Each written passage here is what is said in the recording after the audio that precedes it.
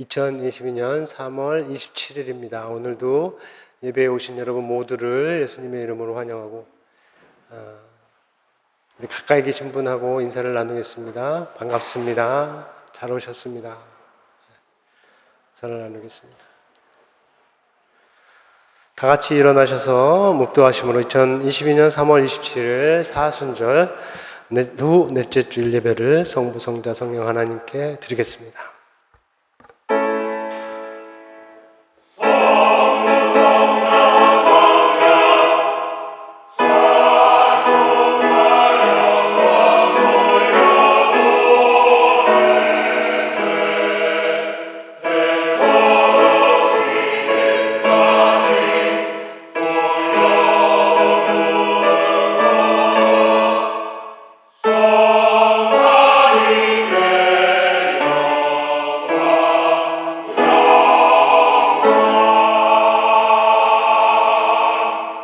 찬송하리로다. 그는 우리 주 예수 그리스도의 하나님이시오 자비의 아버지시오 모든 위로의 하나님이시며 우리의 모든 환난 중에서 우리를 위로하사 우리로 하여금 하나님께 받는 위로로서 모든 환난 중에 있는 자들을 능히 위로하게 하시는 이시로다. 자비의 아버지의 이 시간 질병과 전쟁으로 고난 가운데 있는 당신의 자녀들 불쌍히 여기시고 그들의 기도를 들어 주옵소서. 위로의 하나님, 지금 당신의 위로와 힘을 필요로 하는 모든 사람에게 하늘의 위로를 내려 주옵소서. 우리 주 예수 그리스도의 하나님, 오늘 예배드리는 우리로 하여금 어려운 가운데 있는 자들을 위로할 수 있는 자들로 나오게 하여 주옵소서. 예수의 이름으로 기도합니다. 아멘. 우리 함께 이어서 예수님께서 가르쳐 주신 기도로 공동기도를 올리겠습니다. 하늘에 계신 우리 아버지여, 이름이 거룩히 여김을 받으시오며 나라에 임하옵시며 뜻이 하늘에서 이룬 것 같이 땅에서도 이루어지이다. 오늘날 우리에게 일용할 양식을 주옵시고 우리가 우리에게 죄 지은 자를 사하여 준 것 같이 우리 죄를 사하여 주옵시고 우리를 시험에 들게 하지 마옵시고 다만 악에서 구하옵소서. 내게 나라와 권세와 영광이 아버지께 영원히 쌓옵나이다. 아멘. 이어서 죄 고백 시간을 갖겠습니다. 여러분이 지난 한 주간의 마음과 관계 속에서 쌓였을 모든 죄와 허물, 아픔과 상처를 주의 제단에 내려놓겠습니다.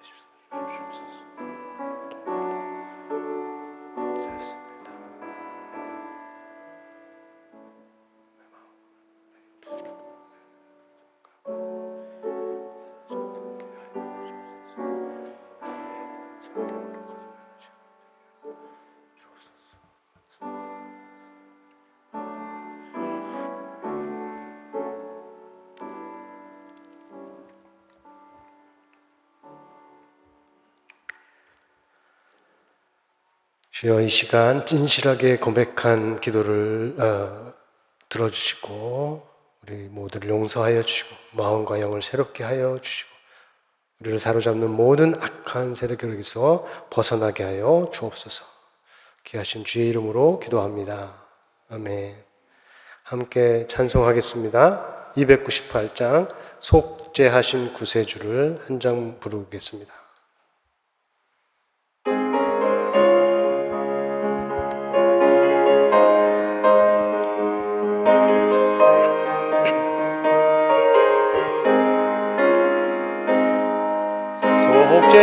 속죄하신 구세주를 내가 찬송합니다. 내게 자유 주시려고 주가 고난 당했네. 그 신상 찬양하리. 나의 죄 사려고 십자가에 죽임 당했네.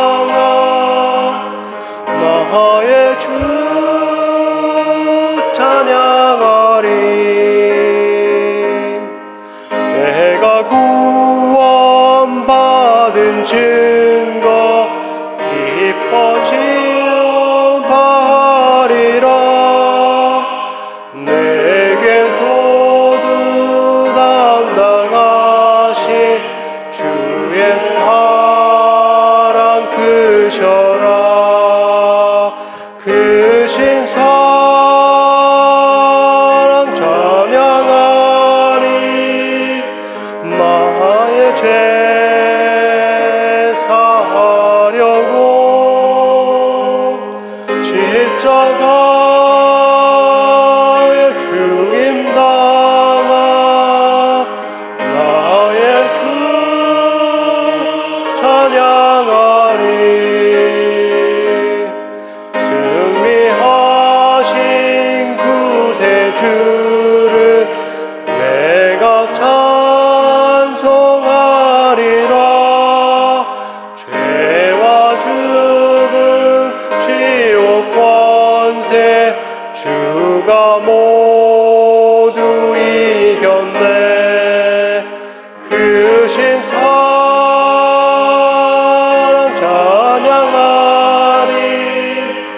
나의 죄 사하려고 십자가에 죽임 당하 나의 주 찬양하리.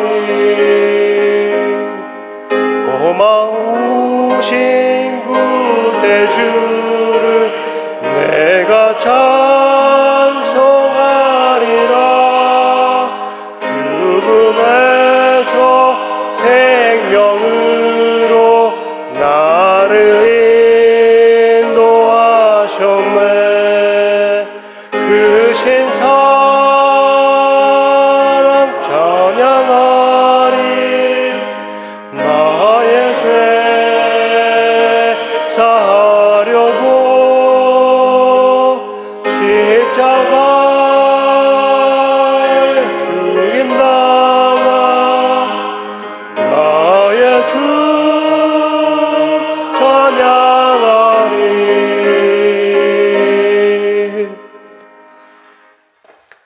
자리에 앉으시고요. 이 시간 최복규 집사님 나오셔서 우리를 위해서 기도하시겠습니다.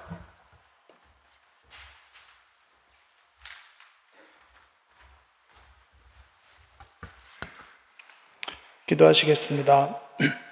우리의 구원자 되시며 이 예배의 주권자 되시는 하나님 아버지, 주님의 자녀들이 건강한 모습으로 이 자리에 모여 함께 예배드리게 해주심에 감사드립니다. 지금은 전 세계가 코로나, 기근, 전쟁 등 여러 가지 어려움에 처해 있는 상황입니다. 우리 모두가 주님 앞에 말씀으로 회개하게 하시고 주님의 임재하심을 항상 깨닫고 깨어있게 하여 주시고 길이요 진리요 생명 되신 주님의 말씀을 신뢰하며 어디로 갈지 모를 때에 길이 되어주시고 등불이 되어주셔서 어두운 곳으로 가지 않게 하시고 사망의 음침한 골짜기를 다닐지라도 해를 두려워하지 않게 인도하여 주시길 간절히 기도합니다. 러시아의 우크라이나 침공으로 인하여 많은 이들이 고통을 받고 있습니다. 삶의 터전을 잃고 가족들과 헤어지는 고통을 당하고 있는 자녀들과 함께하여 주시고 빛 되신 예수님의 이름으로 그들이 이 전쟁에서 하루속히 벗어나길 소원합니다. 또한 어려운 여건에서도 힘겹게 주님의 사명을 다하고 계시는 선교사님들과 가정 또한 주님의 품 안에서 무탈하며 하나님의 나라를 위하여 일하실 때 부족함이 없도록 인도하여 주시옵소서. 주님과 항상 동행하며 주님을 닮아가는 저희들이 되게 하시고 서로 사랑을 아낌없이 전하고 교회의 부흥을 위하여 한 목소리로 기도하는 저희 성도들이 되게 하여 주시옵소서. 저희는 부족하지만 성령께서 뜨겁게 역사하시는 교회가 되게 하시고 담임 목사님과 함께 하나 되어 날로 부흥하며 사랑과 은혜가 넘치는 교회가 되게 하여 주시옵소서. 한국의 지도자가 주님의 은혜 가운데 선출되었습니다. 이 민족을 긍휼히 여겨주시고 두려운 마음으로 국민들을 바라보는 정부 되게 하시며 불신임 받는 정치인이 아니라 신뢰와 존경을 받으며 주님을 두려워하는 지도자가 되게 하시고 정직한 마음으로 혼란한 전국을 지혜롭게 잘 이끌어 나가게 하여 주시옵소서. 우리가 살아가고 있는 이 땅 영국에 다시 주님의 기초가 세워지게 하여 주시고 하나님을 두려워하며 하나님의 말씀을 기쁘게 받아들이는 나라가 되기를 원합니다. 오늘 선포되는 하나님의 말씀이 잠자는 우리의 심령을 깨워주시고 병든 육체가 강건해지며 우리가 주님께 드리는 모든 기도의 제목들이 말씀의 날성검에 의하여 응답되고 치유되고 회복되는 새롭게 되는 역사가 되게 하여 주시고 말씀 전하시는 주의 종에게 건강과 성령의 충만함을 주셔서 귀한 사역 잘 감당할 수 있도록 인도하여 주시옵소서. 우리 예배를 흡족히 받으실 것을 믿사오며 예수님의 이름으로 기도드립니다. 아멘.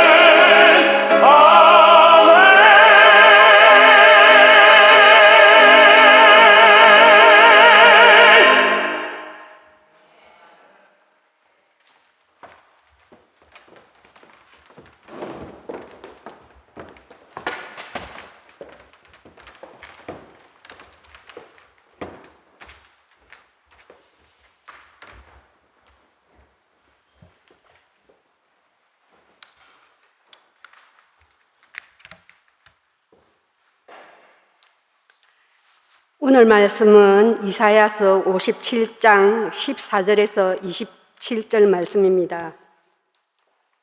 봉독하겠습니다. 그가 말하기를 도두고 도두어 길을 수축하여 내 백성의 길에서 그치는 것을 제하여 버리라 하리라. 지극히 존귀하며 영원히 거하시며 거룩하다 이름하는 이가 이와 같이 말씀하시되 내가 높고 거룩한 곳에 있으며 또한 통회하고 마음이 겸손한 자와 함께 있나니 이는 겸손한 자의 영을 소생시키며 통회하는 자의 마음을 소생시키려 함이라. 내가 영원히 다투지 아니하며 내가 끊임없이 노하지 아니할 것은 내가 지은 그의 영과 혼이 내 앞에서 피곤할까 함이라. 그의 탐심의 제약으로 말미암아 내가 노하여 그를 쳤으며 또 내 얼굴을 가리고 노하였으나 그가 아직도 패역하여 자기 마음의 길로 걸어가도다. 내가 그의 길을 보았은즉 그를 고쳐줄 것이라. 그를 인도하며 그와 그를 슬퍼하는 자들에게 위로를 다시 얻게 하리라. 입술의 열매를 창조하는 자 여호와가 말하노라. 먼 데 있는 자에게든지 가까운 데에 있는 자에게든지 평강이 있을지어다. 평강이 있을지어다. 내가 그를 고치리라 하셨느니라. 그러나 악인은 평온한 것을 얻지 못하고 거물이 진흙과 더러운 것을 늘 솟구쳐내는 요동하는 바다와 같으니라. 내 하나님의 말씀에 악인에게는 평강이 없다 하셨느니라. 아멘.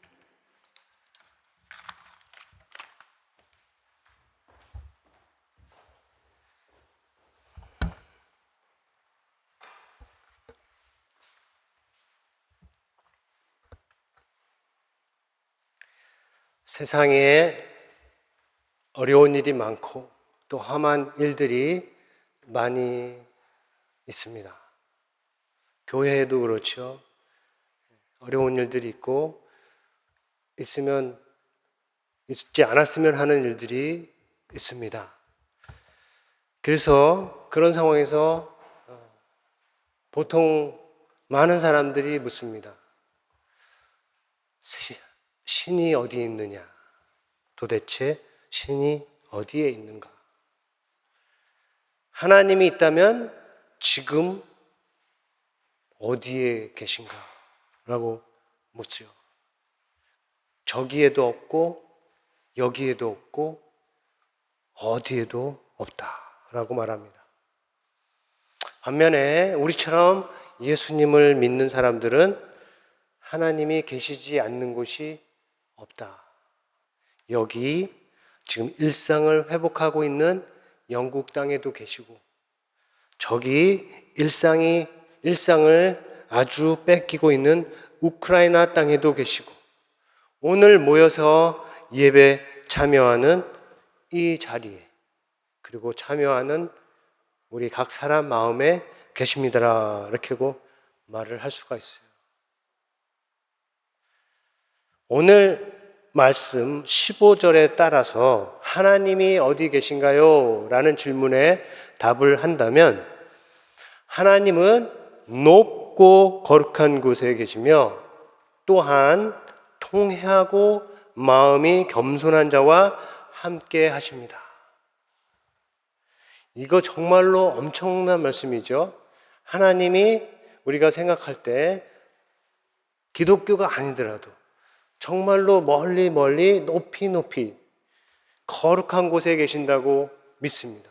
그런데 여기서 추가로 말씀하시는 것이 또한 통회하고 마음이 겸손한 사람과 함께 계시다 라고 이렇게 말씀을 하시고 있어요. 사람이 감히 다가갈 수 없이 멀리 깊이 계신 그 하나님이신데 동시에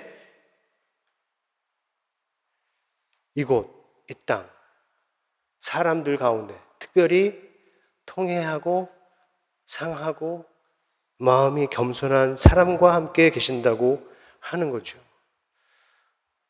하나님께서 공간의 제약을, 우리가 지금 만나는 이 하나님은 공간의 제약을 받지 않으신다는 것이고요. 다른 뜻으로 말하면 우리가 그분을 보려면 그분이 스스로를 나타내셔야만 볼 수 있다는 것입니다. 예수 그리스도 안에서 하나님이 자신을 온전하게 충만하게 나타나신 것처럼 하나님께서 그렇게 자신을 보여주셔야만 우리가 볼 수 있는 분이 바로 우리가 믿는 하나님이시라는 것입니다. 그런데 이 말씀에 통회하고 마음이 겸손한 자라는 말이 있어요.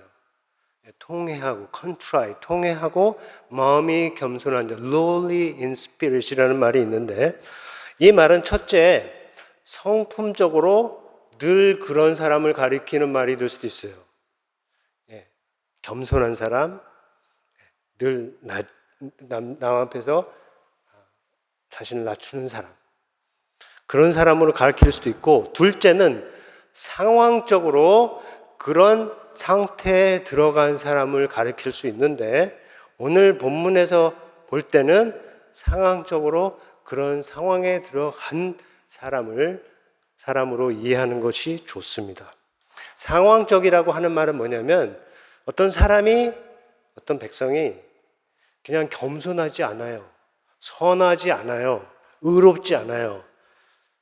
근데 그 사람이 죄를 범합니다. 잘못을 해요. 그래서 그 잘못에 대한 벌을 받습니다. 심하게 받아요.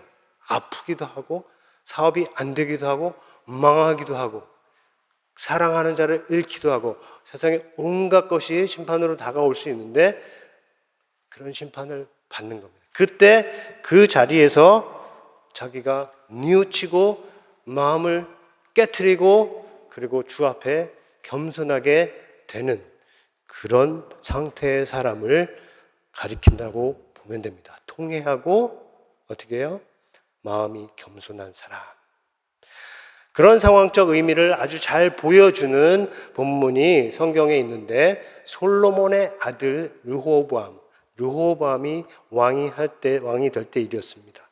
르호보암이 이 나라가 견고해지고 세력이 강해지니까 하나님의 길을 떠나서 하나님의 계명을 버립니다. 그리고 백성이 그를 따라서 똑같이 범죄합니다. 그 결과 르호보암 5년 때, 르호보암이 왕을 하는 5년 차에 애굽의 왕 시삭이 예루살렘을 치러 올라옵니다. 먼저 올라올 때 유다에 있는 여러 견고한 성읍들을 다 무너뜨리고 그 다음에 이제 예루살렘 성 가까이 다가온 겁니다. 군대도 어마어마한 군대입니다. 그때 예루살렘에 왕과 방백들이, 관리들이 모였고 그 자리에서 하나님의 선지자 스마야가 이런 말을 합니다. 너희가 하나님을 버렸기 때문에, 너희가 나를 버렸기 때문에 나도 너희를 버려 시삭의 손에 넘겼노라. 이렇게 스마야가 말을 전합니다. 그러니까 지금의 위기가, 선지자를 통해서 듣는 말은 지금의 위기가 하나님을 떠난 것에서, 하나님을 떠나는 죄에서 비롯되었다는 메시지를 전한 거죠. 그때 이제 이런 말씀이 기록되어 있습니다. 역대하 12장에 보면 이에 이스라엘 방백들과 왕이 스스로 겸비하여 이르되 여호와는 의로우시다 하매 여호와께서 그들이 스스로 겸비함을 보신지라 여호와의 말씀이 스마야에게 임하여 이르시되 그들이 스스로 겸비하였으니 내가 멸하지 아니하고 저희를 조금 구원하여 나의 노를 시삭의 소용을 통하여서 예루살렘에 쏟지 아니하리라. 이렇게 길게 말씀을 하셨는데 핵심은 뭐예요? 이 백성이 선지자의 말을 듣고 스스로 겸비하게 되어서 내가 그들에게 계획한 그 심판을 내리지 않겠다 하는 것이죠.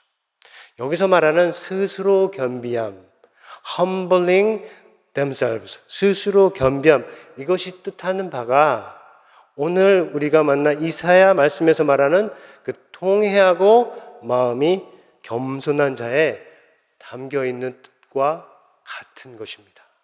스스로 겸비한 마음, 그리고 통회하는 마음, 마음이 낮춰지는 것, 이 모든 것이 같이 간다는 것이에요. 오늘 이사야의 말씀을 들은 이 백성은 지금 바벨론 땅에서 돌아와서 이스라엘 땅으로 지금 들어오는 거입니다. 그들은 그렇게 겸손한 사람이 아닙니다. 포로로 그들이 잡혀간 것, 이스라엘 땅에서 쫓겨나서 바벨론 땅으로 포로로 잡혀간 것은 그들이 죄를 범해서 벌을 받았기 때문이에요. 그래서 지난주에 우리가 만난 말씀, 그들이야말로 바로 징벌을 받아서 하나님께 맞아서 고난을 당한 경우입니다. 본문 앞부분에서 오늘은 57장 14절부터 21절까지 읽었는데 그 앞부분으로 가면 하나님께서 보신 이스라엘의 죄가 쭉 언급이 돼요.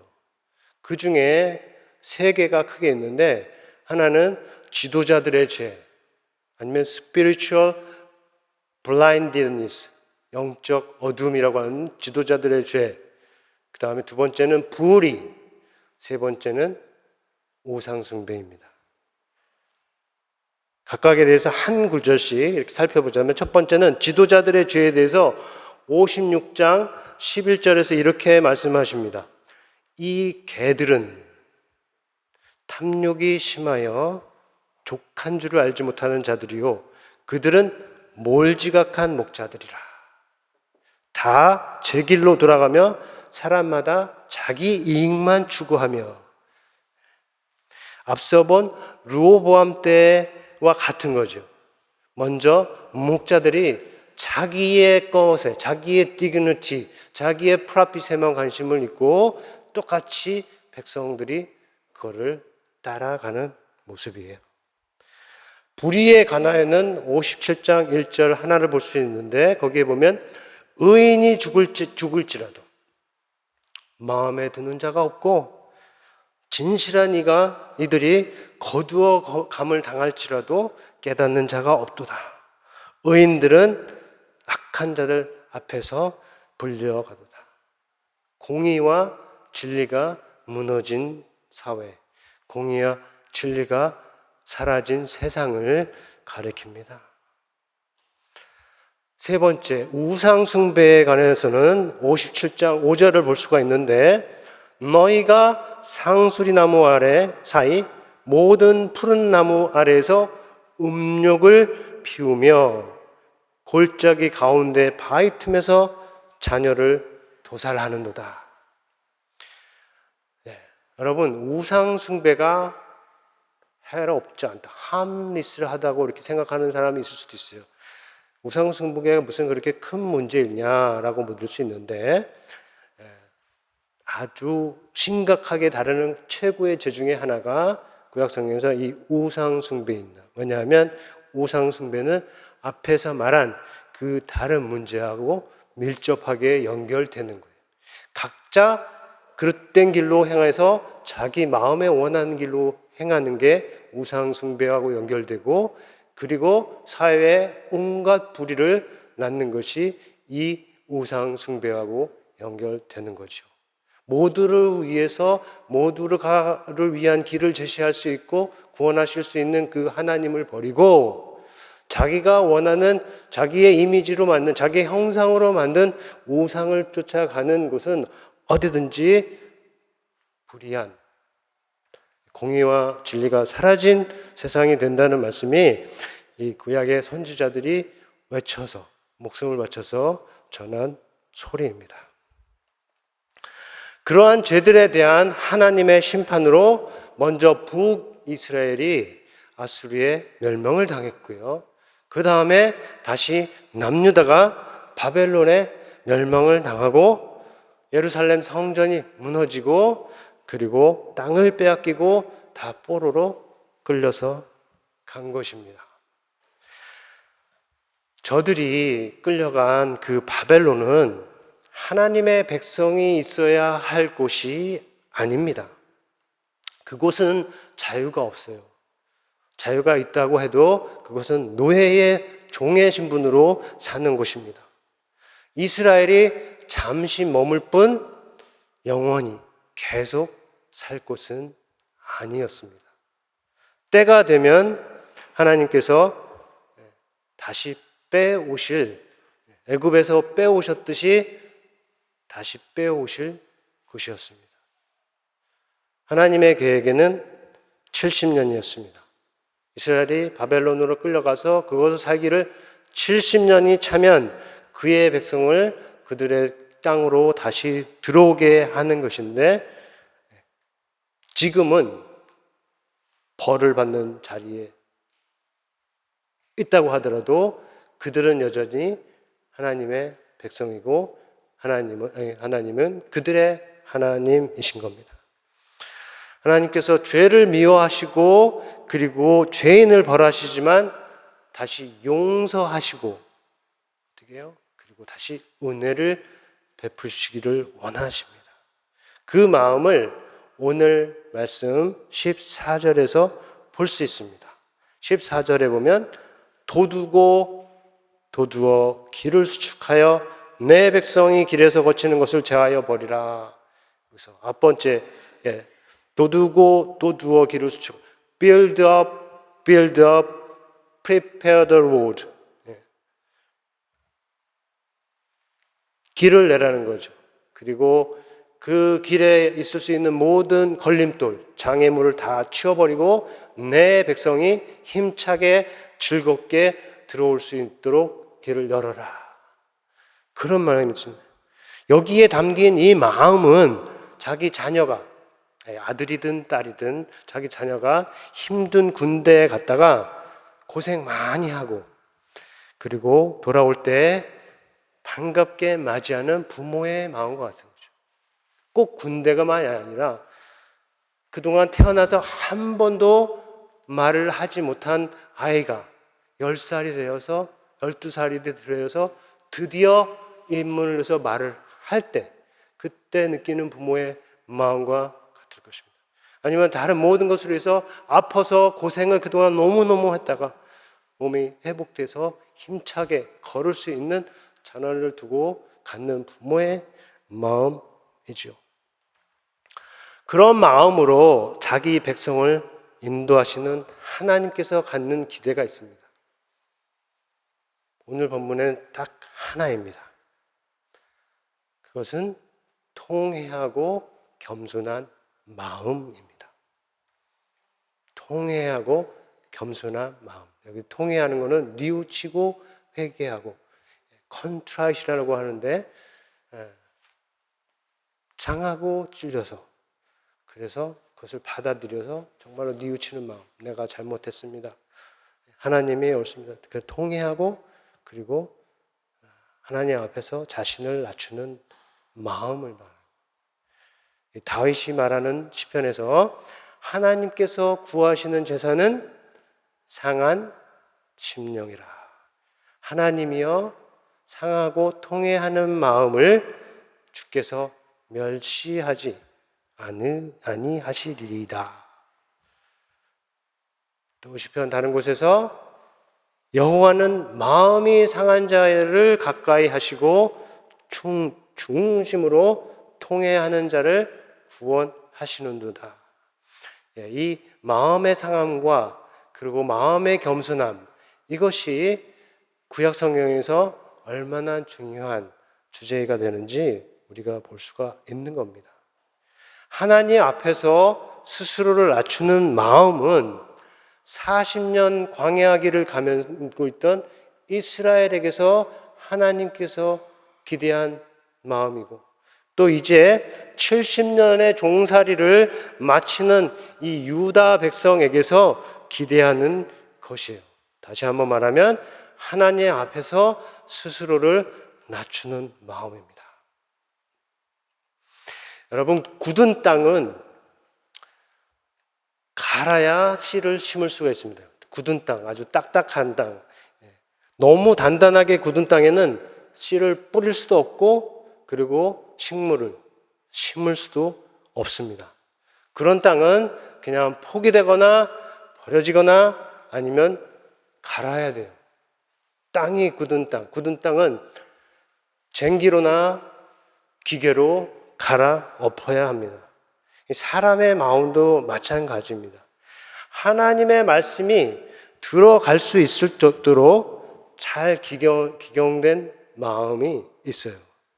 반면에 하나님의 말씀이 절대로 들어갈 수 없는 아주 굳게 닫힌 마음도 있습니다. 그렇게 굳게 닫힌 마음을 깨서 열 수 있는 것은 이 세상에 별로 없어요. 그래서 사용되는 것이 위기이고 고난입니다. 내 자신이 받는 위기와 고난이 아니라면 내가 사랑하는 사람이, 가장 가까운 사람이 받는 위기와 고난이에요. 사탄이 사용하기도 하지만 하나님께서 정말로 귀하게 꼭 필요한 때에 사용하시는 것입니다. 애굽의 왕 바로는 모세의 말을 들을 사람이 절대 아닙니다. 모세와 아론의 말을 들을 사람이 절대 아니죠. 9번의 재앙을 당했어도 절대 흔들리지 않았습니다. 자기의 장자가 죽는 10번째 재앙을 당하고서야 비로소 마음이 움직였습니다. 성경을 자세히 보면 그것도 아주 짧은 기간 동안 마음이 잠깐 열렸던 것입니다. 그만큼 사람의 마음은 굳은 땅보다 더 깨기가 어려울 수가 있다는 것입니다. 인생에는 고난이 있고 실패가 있어요. 많습니다. 저도 고난을 겪었고 저도 실패를 경험했습니다. 실패와 고난을 당하는 사람보다 더 불쌍한 사람이 있습니다. 누굴까요? 실패하며 고생하는 사람보다 더 불쌍한 사람, 하나님이 보시기에 더 불쌍한 사람이 있으니 그 사람은 실패와 고난을 통해서도 바뀌지 않는 사람입니다. 교회도 그렇고 나라도 그렇습니다. 어느 나라도 어느 교회도 어느 공동체도 다 어려움을 당할 수 있습니다. 고난을 당하여 그리고 통회하고 바뀌는 공동체는, 그런 사람은, 그런 교회는, 그런 나라는 당한 고난이 복의 근원이 됩니다. 복의 이유가 되는 거죠. 지금은 힘들었는데 그때 가서 승리하니 지금 당한 고난이 어떻게 돼요? 복이 되는 겁니다. 그래서 지난주에도 만난 시편 119편의 말씀에 고난 당하기 전에는 어떻게 되고요? 내가 그릇 행하였더니, 고난 당하기 전에는 내가 그릇 행하였더니 고난 당한 다음에 어떻게 해요? 이제는 주의 말씀을 지키나이다. 이제는 하나님과 바른 관계에 들어갔다는 거죠. 고난 당한 것이 내게 유익이라. 왜래요? 이로 말미암아 내가 주의 율례들을 배우게 되었나이다. 그러니까 아까 말씀드린 대로 고난 당하고 실패하는 것보다 더 불쌍한 사람은 이 자리에 가지 못하는 것, 바뀌지 않는 겁니다. 그러나 아무리 힘든 고난을 지나도 변하지 않는 공동체에게 고난은 복이 될 수가 없습니다. 어려움은 복이 될 수가 없습니다. 또 다른 고난의 이유가 될 뿐입니다.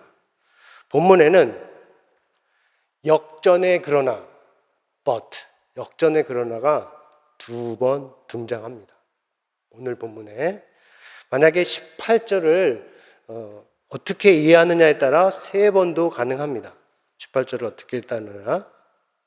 근데 먼저 17절을 봅니다. 17절에 이렇게 말씀하십니다. 그의 탐심의 죄악으로 말미암아 내가 노하여 그를 쳤으며 또 내 얼굴을 가리고 노하였으나 그가 아직도 패역하여 자기 마음의 길로 걸어갔더라.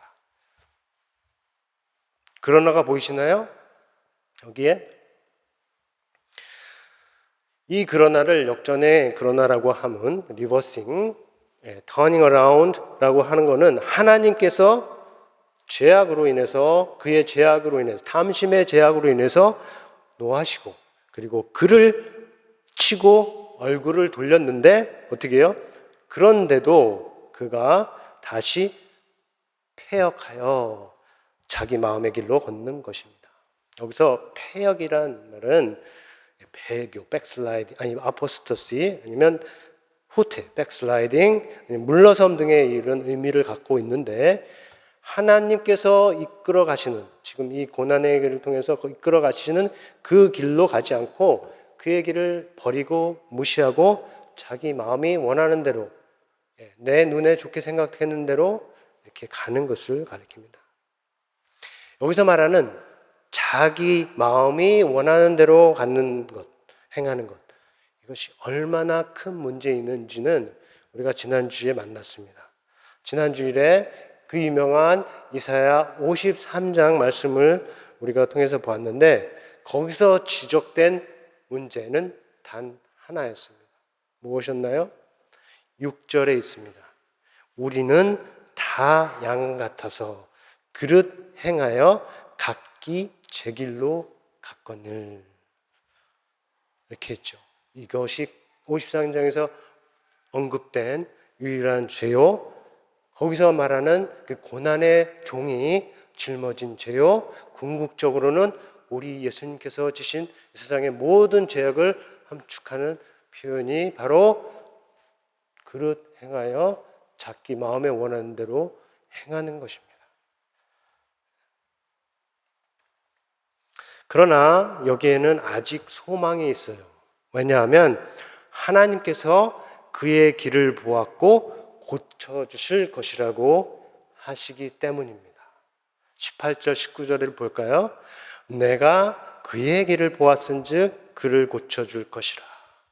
그를 인도하며 그와 그를 슬퍼하는 자들에게 위로를 다시 얻게 하리라.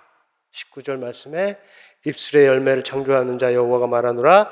먼 데에 있는 자에게든지 가까운 데인 자에게든지 평강이 있을지어다. 평강이 있을지어다. 내가 그를 고치리라. 오늘 제목의 말씀이 여기서 지금 두 번 나온 거죠. 내가 그를 고치리라. 내가 그를 고치리라. 여기 18절 앞에 있는 그의 길, 내가 그의 길을 보았나니 할 때 이 그의 길을 우리가 무엇으로 이해하느냐에 따라서 그 다음에 나오는 문장하고 and로 연결되는지 but로 연결되는지 생각을 할 수가 있습니다. 15절과 이 그의 길을 15절과 연결을 해서 읽으면 통회하고 마음이 겸손해지는 것을 말하는 겁니다. 그렇게 본다면 여기서 이어서 말씀하는 하나님의 고치심 앞에 회개가 있는 거죠. 잘못해서 매를 맞았고 이제 회개하니 하나님께서 고쳐주시겠다 라는 말씀으로 이해를 할 수 있고요.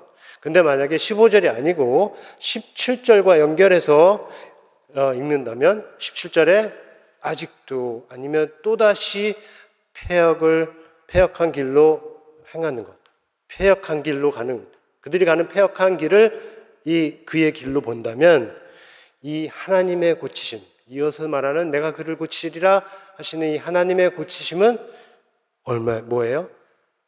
정말 엄청나게 큰 은혜가 되는 것입니다. 그러나로 우리가 복음서에서 만났죠. 하나님의 사랑이 하나님께서 우리에 대한 자기의 사랑을 확증해 주셨다고 말하면서 우리가 아직 죄인 됐을 때, 우리가 아직 패역한 길에 있을 때, 우리가 아직 우리의 마음에 원하는 대로 행하고 있을 때 그리스도께서 우리를 위하여서 자신을 주신 것. 로마서 말씀에 있는 것과 같아요. 우리를 위해서 죽으신 것과 같은 겁니다. 그러나 두 번째 또 다른 그러나가 있습니다. 또 다른 but이 있습니다. 20절, 21절 말씀을 보면 그러나 악인은 평온함을 얻지 못하고 그 물이 진흙과 더러운 것을 늘 솟구쳐내는 요동하는 바다와 같으니라. 내 하나님의 말씀에 악인에게는 평강이 없다 하였느니라. 여기서는 이 그러나가 맨 앞에 있죠. 뒤에 오는 말씀과 대주를 이루고 있는 지금 앞에 말씀은 뭐냐면 그를 고쳐주시고 인도하시고 또 완전하게 하신다는 그 약속의 말씀을 지금 있습니다.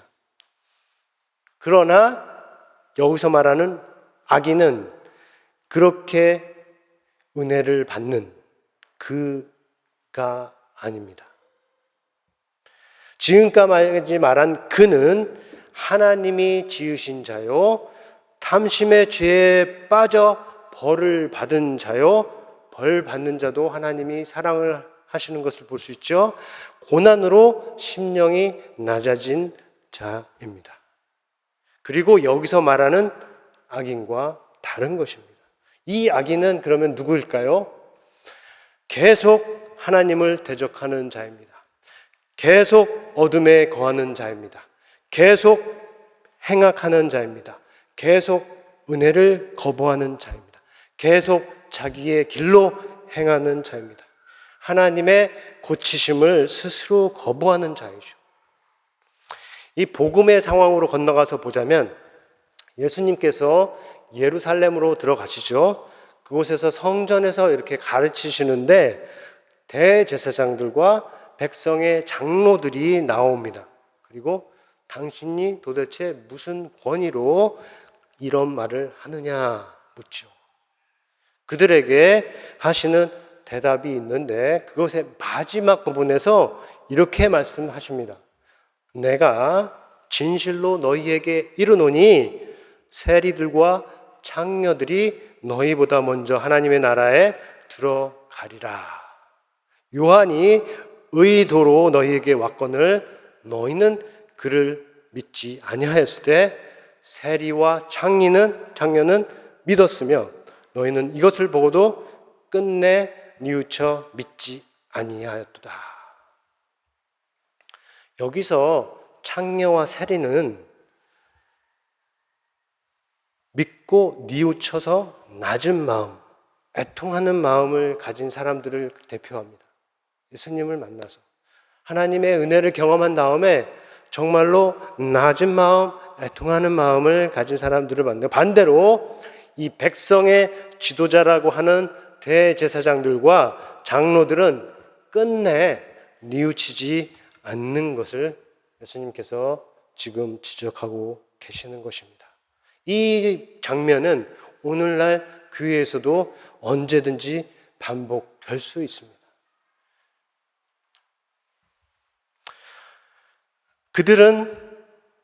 백성의 지도자들은 요한이 와서 먹지도 않고 마시지도 아니하니 귀신이 들렸다 하고, 또 인자가 와서 예수님이 와서 먹고 마시니 먹기를 탐하고 포도주를 즐기는 사람이요 세리와 죄인의 친구로다 라고 욕하는 자들입니다. 자신들의 기준이요 자기들 틀에 맞지 않으면 하나님이라도 대적하는 인간입니다. 그것이 오늘 본문 20절, 21절에서 말하고 있는 악인하고 연결된 것을 우리가 볼 수 있습니다. 그런데 성경의 모든 경고와 심판의 말씀은 하나님의 권면입니다. 독특한 방식의 권면이라고 말할 수가 있어요. 그래서 오늘 20절, 21절 말씀도 이것이 악인에 대한 권고 아니면 악인을 부르는 마지막 초대의 말이라고도 이해할 수가 있습니다. 그래서 어떤 악인이라도 이 말씀을 듣고 믿음으로 반응한다면 그의 운명, 그의 미래가 바뀔 수 있는 것이죠. 우리 하나님은 아무리 큰 죄를 범한 악인이라도 어떻게 해요? 다 고치실 수 있습니다. 믿습니까? 또 예수님의 보혈은, 우리 주 예수 그리스도의 보혈은 세상에 용서 못할 죄인이 없습니다. 맞습니까? 필요한 것은 단 하나입니다. 상하고 낮아진 마음, 곧 통회하는 영, 애통하는 마음, 겸손한 심령입니다. 통회하고 마음이 겸손한 자를 하나님께서 어떻게 하신다고요? 고치신다고 하셨습니다.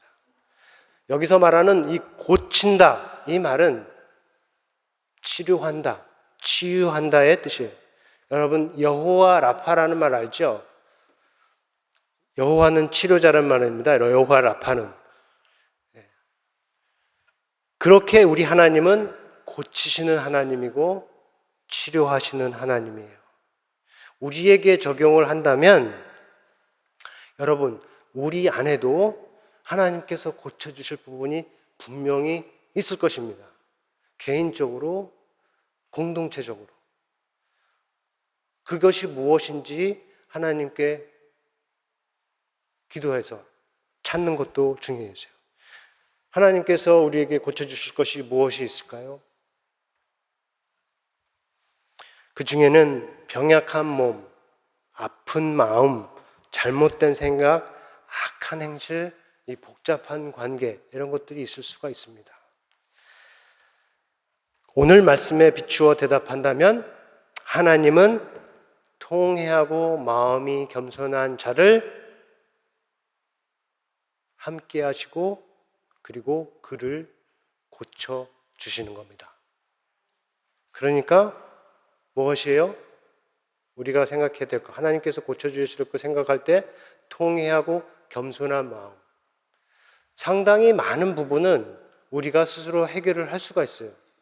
죄의 자리에서 떠나는 것, 그리고 누군가를 용서하는 것. 그렇게 하면서 당하는 마음의 상처가 있잖아요. 고통이 있죠. 그 모든 것을 하나님께서 치유해 주실 수 있다는 겁니다. 특별히 주님의 고난을 묵상하는 사순절 기간을 우리가 지나고 있습니다. 우리 교회에 이 통회하고 그리고 겸손해지는 마음 있기를 바랍니다. 많기를 바랍니다. 많아지기를 바라고, 그래서 하나님께서 정말로 함께하기 원하시고 또 진짜로 함께 하시는 교회, 하나님께서 치료하기 원하시고 그리고 실제로 치료하시는 교회, 가정, 우리 성도가 다 되기를 우리 주 예수 그리스도의 이름으로 간절히 축원합니다. 우리 들으신 말씀 생각하면서 거듭의 기도 시간을 갖겠습니다. 들으신 말씀은 내가 그를 고치리라. 조금 더 얘기를 하면 내가 너를 고치리라 이해할 수도 있고요. 내가 너희를 고치리라 라고 있습니다. 그가 우리를 고치시리라 이렇게 생각할 수 있습니다. 이 말씀 생각하면서 우리가 거듭의 시간을 갖기를 원합니다. 하나님께서 고쳐주시기 원하는 거 있다면 다 내려놓으시기 바랍니다.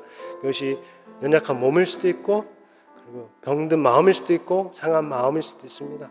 하나님 앞에 다 내려오고 하나님의 만지심을 구하기 바랍니다. 하나님의 치료하심을 구하기를 바랍니다. 하나님이 그렇게 하신다고 약속하셨기 때문입니다.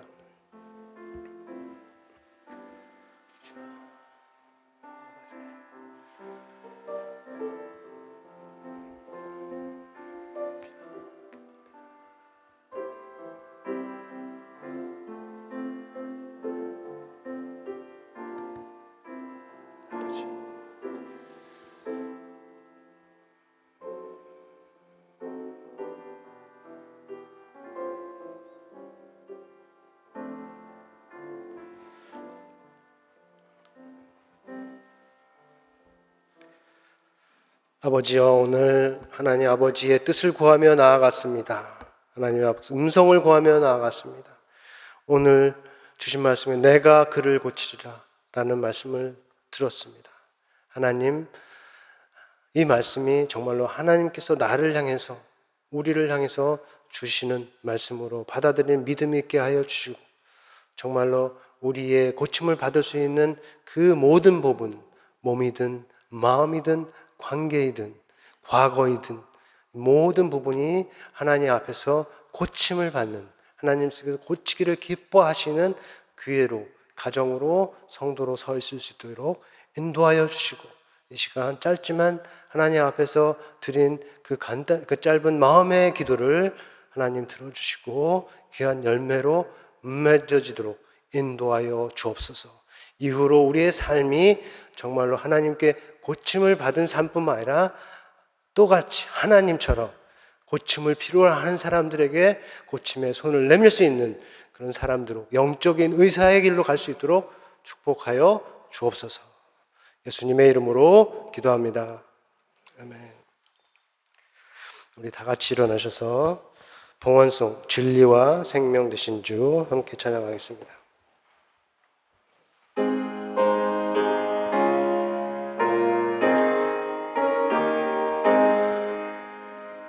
진리와 생명 되신 주, 이 몸을 바치옵니다. 믿음과 소망 사랑에 한 마음 되게 하소서.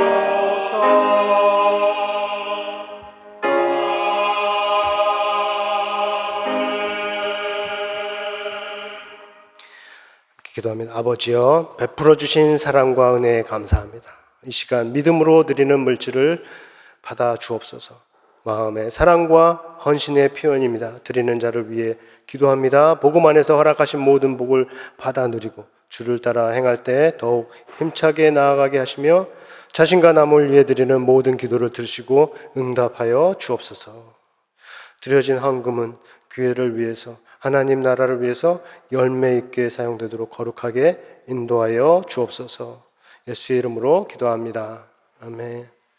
이제는 우리 주 예수 그리스도의 은혜와 하나님의 크신 사랑과 성령님의 구통하심이 내가 그를 고치리라 하는 말씀을 나에게 주신 하나님의 음성으로 듣고 말씀으로 받고 하나님의 고침을 바라며 하나님의 고침을 받는 삶으로 나아가기를 결심하는 모든 성도와 가정 위에 영원토록 함께 있을지어다.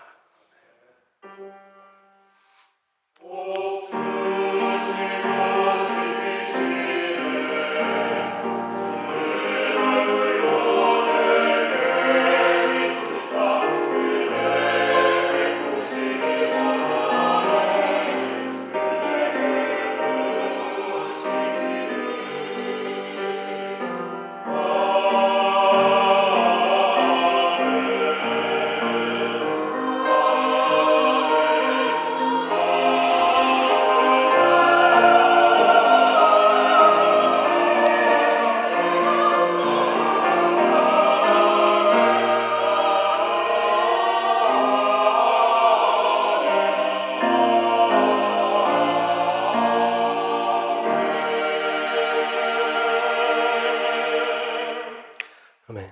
자리에 앉으시고요. 교회 소식을 나누겠습니다. 첫 번째는 환영입니다. 오늘 처음 오신 분, 지난주에 이어서 연속으로 오신 분 얼굴 보이는데 너무 환영하고요. 오래간만에 오신 분들 다 환영합니다. 그리고 지난주에 제대로 못했는데 우리 이정혜 권사님 그리스에 갔다 오셨는데 또 오래간만에 오셔서 너무너무 환영하고요. 감사합니다. 건강하셔서. 모임 광고입니다. 다락방 모임은 이번 이제 봄학기를 끝났습니다. 이번 주 내일까지 다음 주까지 하는 다락방도 있는데 이제 그때까지 하고 다음 봄 다음에 여름 학기는 부활절 이후에 다시 시작하겠습니다. 그때 좋은 시식 시간을 갖기를 바랍니다. 다음 주 주일 예배 후에는 다락방 순장 인도자 모임이 있겠습니다. 그리고 부활절 수양회 강연은 오늘 특별히 우리 총괄을 하고 계신 그 최승규 집사님께서 해주시겠습니다.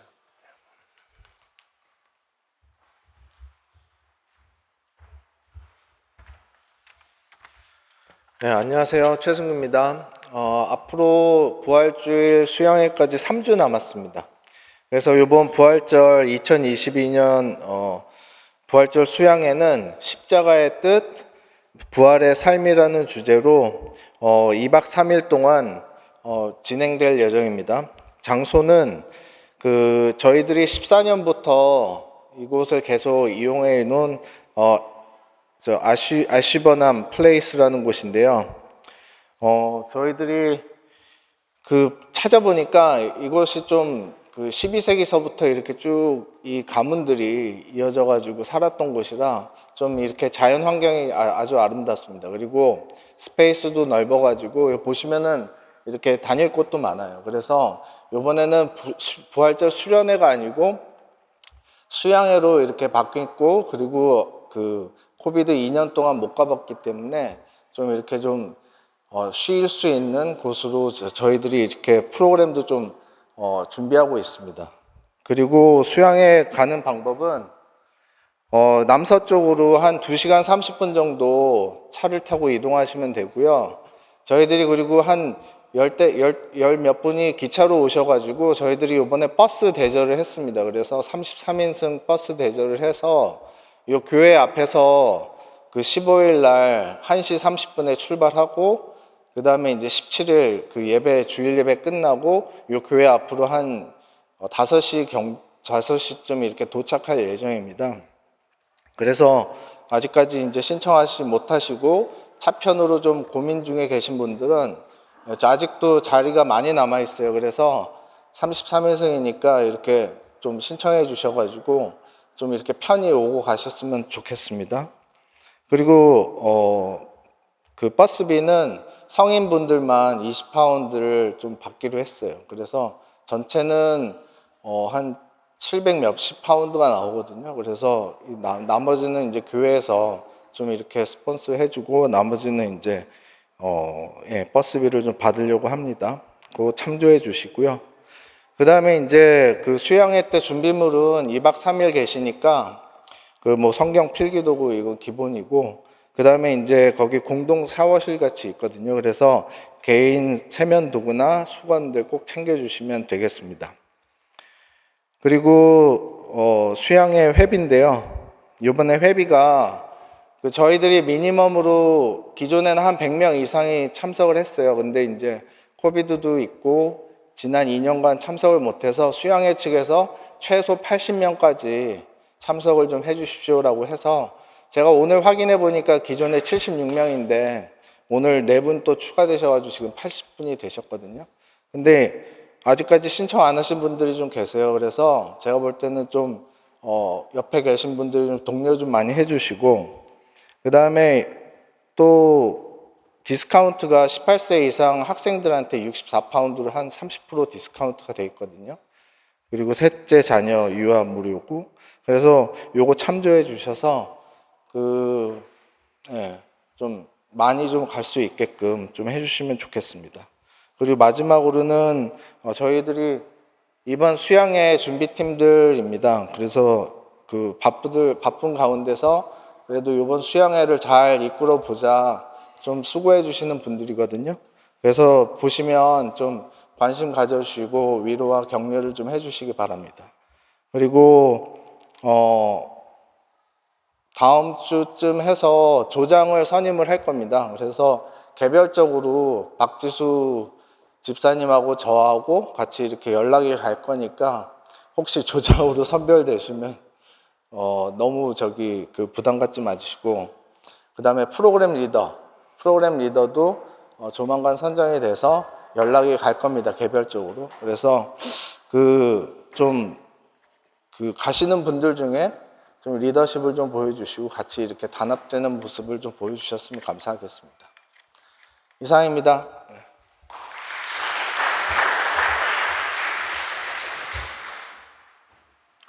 감사합니다, 집사님. 오늘 잘 프레젠테이션 해주셨는데 적어도 여기에 계신 분들은 모두 다 가실 수 있으면 사정이 아닌 한 꼭 다 가실 수 있기를 간절히 바랍니다.